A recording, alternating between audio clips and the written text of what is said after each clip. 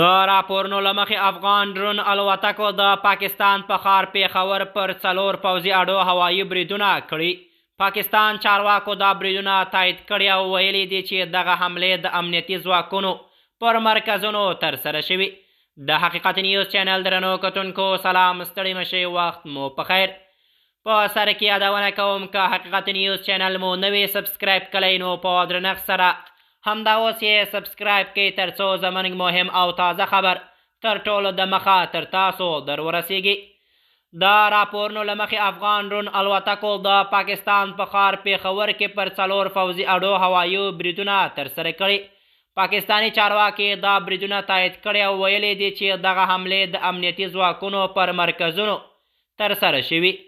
د پاکستان د امنیتي ادارې په وینا دغه بریدونه د شپې ناوخته شوي په نښه شوي اډې د پوځي اړوند مهمو تاسیسات بلل کیږي.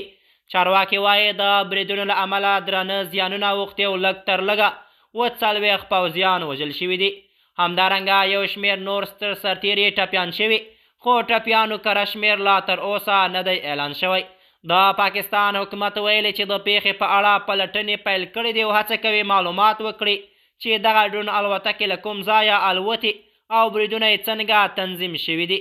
امنیتي سرچینو زیاته کړې چې د پیښور ښار په شاوخوا سیمو کې امنیتي تدابیر سخت شوي او پوځ اضافي ځواکونه ځای پر ځای کړي.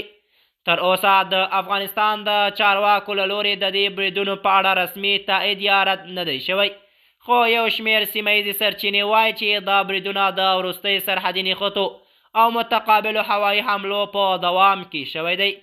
سیاسي شنونکي وایي که دا راپورونه په رسمي ډول تایید شي نو دا به د افغانستان او پاکستان ترمنځ اړیکې لا پسې ترینګلې کړي. هغوی ټینګار کوي چې د ډرون بریدونه د جګړې نوی پړاو ښیي او کولی شي سیمې پر امنیت جدي اغیزه وکړي.